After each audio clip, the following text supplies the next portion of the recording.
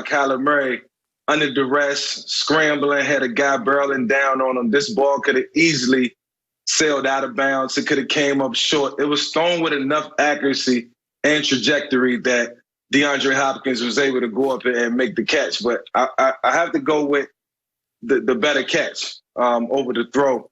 And take no credit away, take nothing away from Kyler Murray, man. This play doesn't happen without the ball being in his hands. But for DeAndre Hopkins to go up and take the ball away from 3 defenders, I mean, like, DeAndre's not known for going up and being vertical and taking the ball away from guys. He's known for getting open, in the middle of the field, one-on-one routes. I didn't expect this. I didn't expect to see this, but, for him to get up, go vertical, take it away from 3 defenders and just leave him looking stupid, man. This was a better catch than throw. This will go down as one of the better catches and greater players of all time. And when I think about the catch, Dwight Clark, Joe Montana don't get any credit for that. People acknowledge it, but Dwight Clark, he gets all the accolades for it. He gets all the press for it. So, I'm gonna just leave it at that, man. But Kyler Murray, ball in his hands, it shows that anything can happen. I agree with you, but I'm looking at these stats, Skip. I didn't realize that Arizona had 3 guys rush for over 50 yards. They had 217 yards rushing. I just, if you didn't know better, you just thought this was all this. They deserved.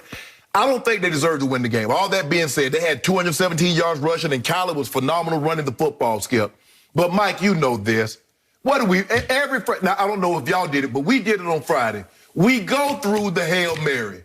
Mike, what are you taught to do? Are you taught to try to high point the ball or knock it down? You're taught to knock the ball down. And what do? If I'm Sean McDermott, call a timeout. You got 2 timeouts. Let's go over to make sure we know what we're going to do and how we want to approach this. Kyler made an unbelievable play to escape the pocket.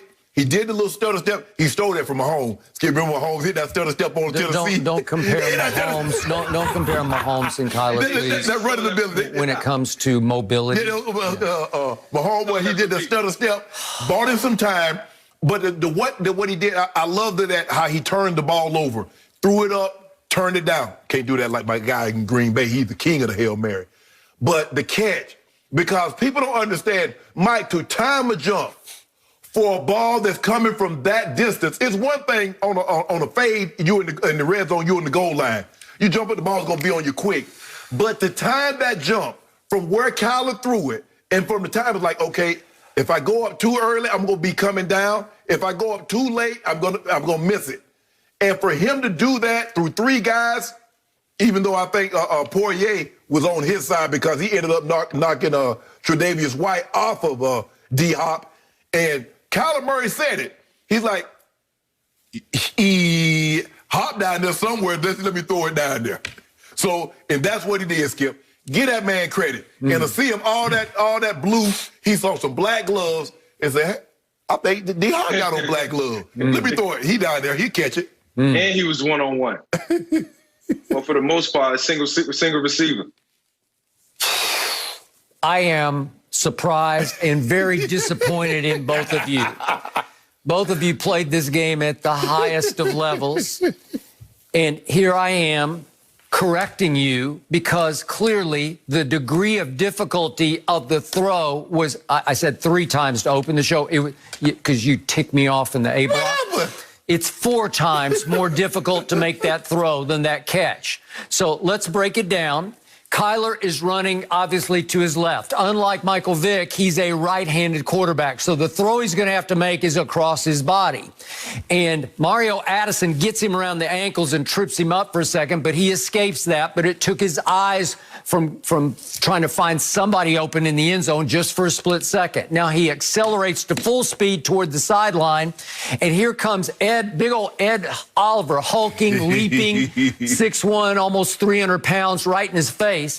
Kyler Murray has to fall sideways and throw across his body, whipping his right leg over his body to just get a little more mustard on the throw, to make it travel 55 yards in the air and come down at the absolute perfect spot for D-Hop, who's got hops, to go up and snatch it at its apogee, at the height of his jump. And again, you got to time it right, as Shannon points out, as a Hall of Fame receiver, tight end, obviously. But still, the throw is impossibly great to be at the pinpoint that it has to arrive, at the moment it needs to arrive. And it beat three of the better, as a trio, defensive backs in the whole league. But what does D-Hop have over those three? Well, he's 6'1", so he's got an inch over Jordan Poyer, an inch over Micah Hyde, and Tre'Davious White's only 5'11", so he's got 2 inches on him. Let's go back to their combined verticals just to demonstrate what kind of hops they have. Well, D-Hop can hop out of the gym because he's got a 36-inch combined vertical. Now we go to Micah Hyde at a 33, Tre'Davious had a 32, and Poyer had a 30.5-inch vertical jump. So obviously, D-Hop has huge advantage. He's got height and he's got hops advantage over all three of them.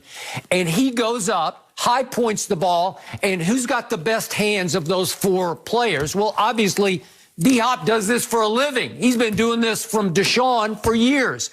This is how he plays. He goes up and snatches balls out of the sky. So he goes up to snatch. He gets both hands on the ball. It looks like Tre'Davious has got the best shot with getting his 2 hands on the ball and knocking it down, as you say everybody should do.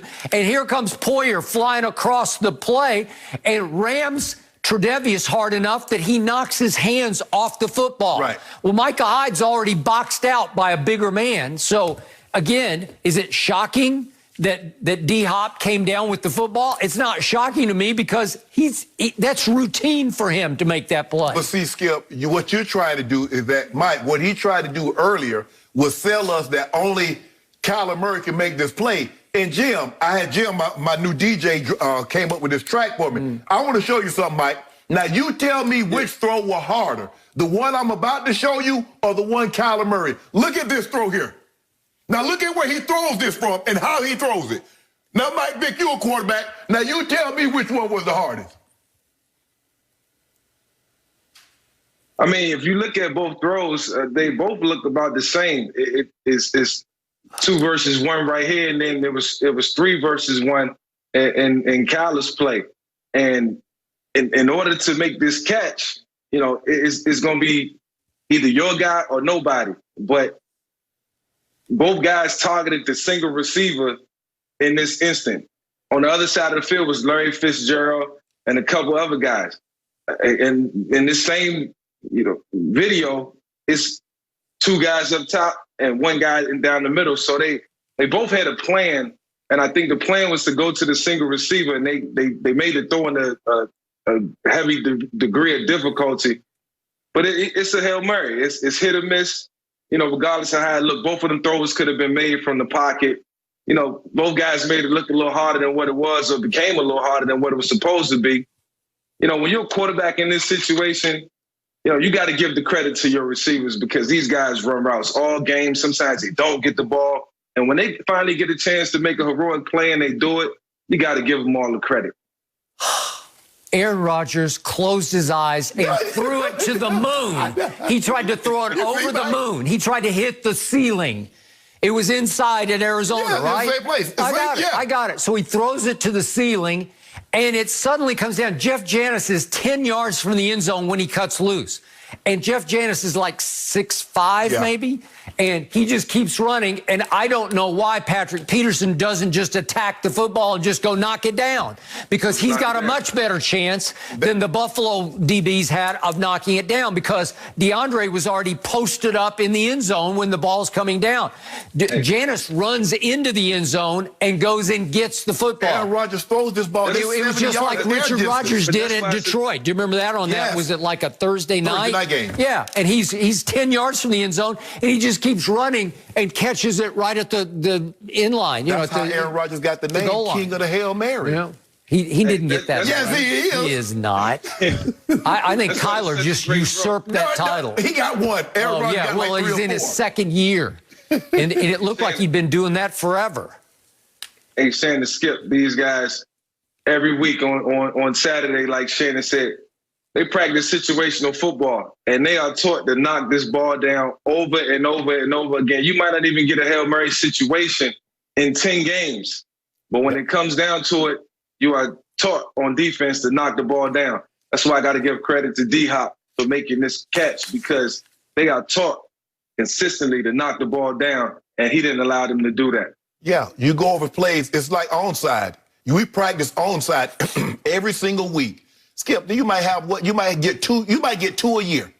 But if the situation arises, you know the situations. Okay, you got to block. Okay, the first 4 guys, you go block. You let the guy receive the ball. Okay, in this situation, okay, all that you've been practicing for the first 10 weeks of the season, you haven't had a Hail Mary attempt.